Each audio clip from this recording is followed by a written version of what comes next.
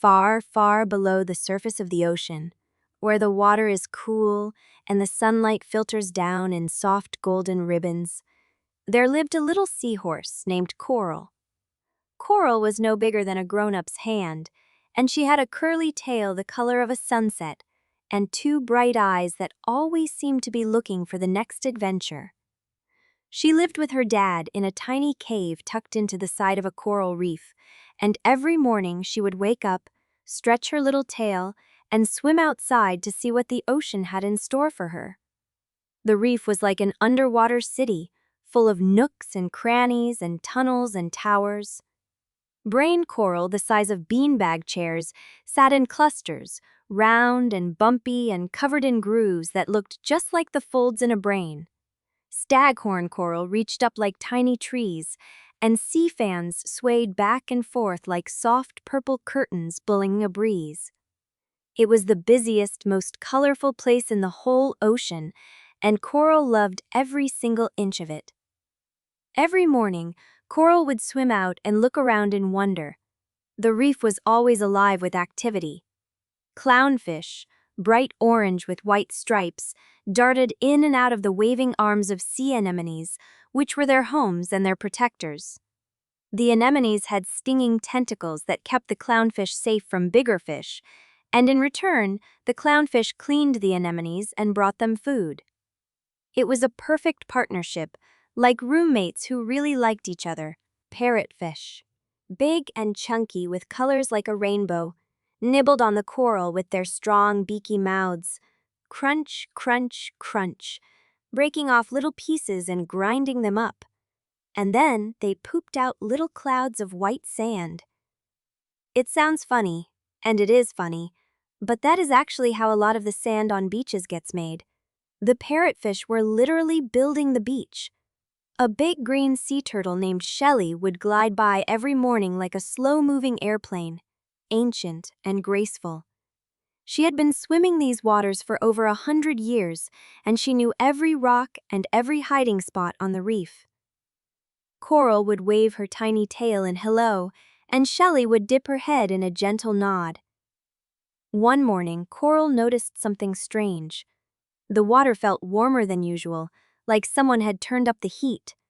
She swam over to her best friend, a bright blue cleaner wrasse named Finley, who was busy picking tiny bits of food off a sleepy grouper. Finley was small and fast, and he made his living by cleaning bigger fish. It was an important job on the reef, like being the doctor of the sea. "Finley," Coral said, "does the water feel different to you today?" Finley paused mid-pick. The grouper grumbled but waited patiently. Finley wiggled his little body and frowned. "Now that you mention it, yes. It does feel warmer. My mom says that happens sometimes when a warm current comes through." "What is a current?" Coral asked, swimming in a little circle. Finley loved explaining things. He puffed up a little and cleared his throat. "A current is like a river inside the ocean," he said. "Water moves from one place to another, carrying warm water or cold water with it. Sometimes warm currents come up from the south and make the reef feel like a bathtub." The grouper yawned, showing rows of flat teeth. "When you two are done chatting, I still have parasites on my left fin," he said in a deep, rumbly voice. "Sorry, Mr. Grouper," Finley said, and went back to work, darting along the grouper's fins and sides, picking off tiny parasites that were bothering the big fish. The grouper closed his eyes and looked peaceful. Coral swam on, curious about the warm water. She passed a wide field of seagrass that swayed like tall green ribbons growing up from the sandy bottom. Hidden among the grass was a family of seahorses, Coral's cousins, clinging to the stems with their curly tails. They were tiny, even smaller than Coral, and their babies, called fry, were so small they looked like grains of rice with eyes. Coral waved. They waved back with their little tails. Beyond the seagrass, she found an anemone garden where two cleaner shrimp were doing a funny little dance, waving their long white feelers to let fish know they were open for business. A grumpy pufferfish floated over, round as a balloon, and the shrimp climbed onto his belly and began picking parasites off his skin. The pufferfish closed his eyes and puffed out a little sigh of relief. Coral kept swimming until she reached the edge of the reef, where the sandy bottom dropped away into deeper, darker water. The sunlight faded here, and the blue turned to a deep navy. She had never gone past this point. Her dad always said the deep water was for bigger fish with bigger teeth, and that a little seahorse had no business being there. But today, she saw something she had never seen before. A manta ray, enormous and flat like a magic carpet, was gliding along the edge of the deep. Its wings were wider than 3 coral lengths laid end to end, and it moved so smoothly it looked like it was flying through the air rather than swimming through water.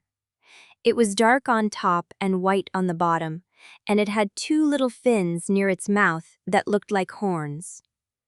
"Excuse me," called Coral, staying safely near the reef, her tail wrapped around a piece of staghorn coral for safety. "Where are you coming from?" The manta ray tilted one huge wing and turned its flat head toward her. Its eyes were big and gentle. "From the open ocean, little one," it said in a voice like rolling thunder, deep and warm. "I travel the currents, riding the great conveyor belt of the sea." The great conveyor belt? Coral had never heard of such a thing.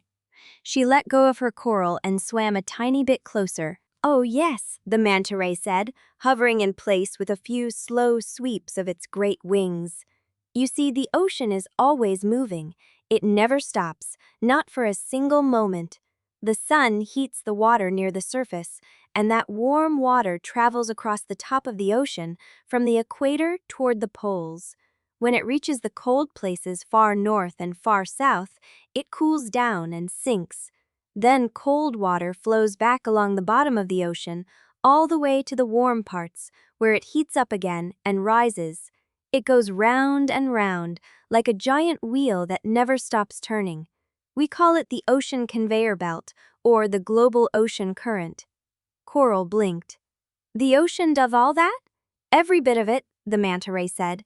"The conveyor belt carries warm water and cold water and nutrients and tiny creatures all around the world.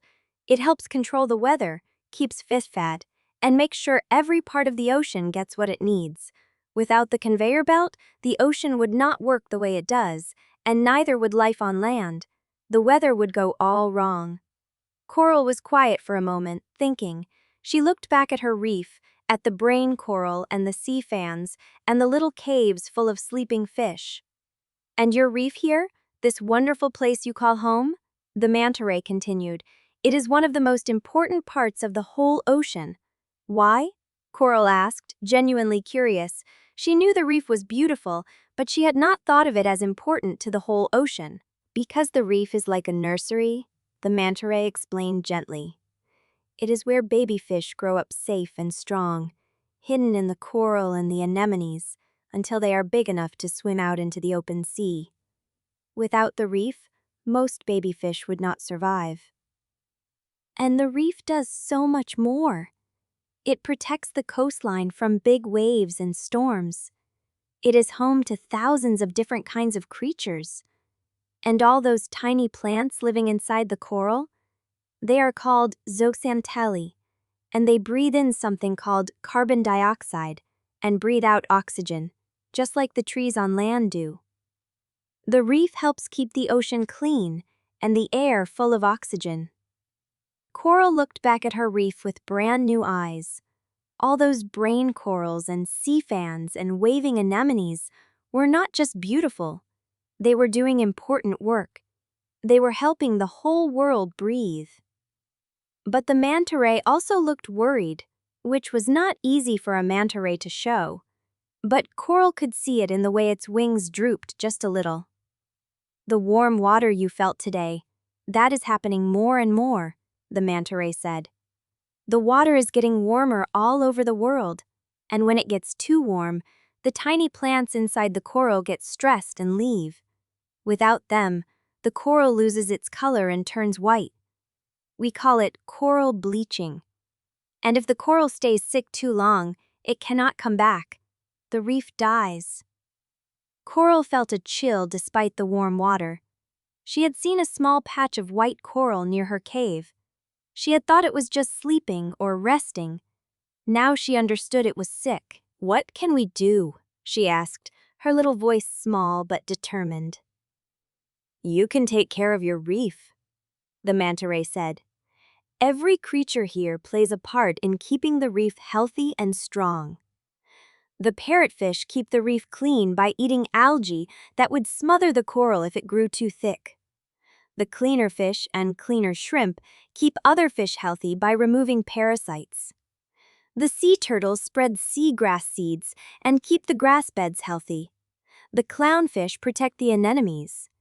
And even you, tiny coral, by living here and being part of this place, you help the reef stay alive and strong. Every creature matters. Every role is important." The manta ray dipped one great wing in a kind of bow. "Remember, little one? The ocean is all connected. What happens at the reef affects the deep sea, and what happens in the deep sea affects the reef. What happens in the ocean affects the land. Everything on this planet is connected, like threads in a great big net. Every living thing has a role to play." Then the manta ray swept its wings in 2 great strokes and glided away into the blue, disappearing into the current like a dream fading in the morning light. Coral swam home slowly, thinking about everything she had learned. The ocean conveyor belt, the nursery of the reef, the tiny plants that help the world breathe, the bleaching that was making the corals sick. When she got back to her cave, she found her dad weaving seagrass into the entrance to make it cozy for the night. "Dad," she said, swimming in circles around him, "did you know our reef helps the whole world?" Her dad smiled his gentle seahorse smile, the one that always made Coral feel safe. "I did," he said. "That is why we have to take care of it, just like it takes care of us. Every little creature on this reef is doing its part, and so are we." That evening, as the sun dipped low and painted the water in shades of orange and pink, Coral nestled into the seagrass beside her dad. All around them, the reef was settling down for the night. The parrotfish wrapped themselves in little mucus bubbles to hide their smell from predators while they slept. The anemones folded their tentacles closed like tiny umbrellas. A baby octopus crept out from inside an old bottle cap that had somehow ended up on the reef, and it blinked its big round eyes at the fading light before scuttling off to hunt for shrimp. Coral closed her eyes and listened to the soft sounds of the ocean, the gentle swish of the sea fans in the current, the far-off click of a dolphin talking to its friends, the hum of 1,000 tiny creatures going about their lives. She thought about the manta ray and the great conveyor belt of the sea. She thought about the clownfish and the cleaner shrimp and the parrotfish and Shelly the turtle and Finley the wrasse and the baby octopus in the bottle cap. Everyone had a job. Everyone mattered. Even a tiny seahorse on a coral reef had a role to play in keeping the ocean alive and healthy and beautiful. And as she drifted off to sleep, she whispered to herself, "Good night, reef. Good night, ocean. Good night, whole wide world." Now, as you close your eyes tonight, think about the ocean and all the amazing creatures living in it. Think about the coral reef, that colorful underwater city where so many animals help each other every single day. And remember that just like every fish on the reef, you have your own special role in this big, beautiful world. You matter, just like coral matters. Good night, little one. Sleep tight and dream of warm ocean currents and friendly seahorses waving their curly tails.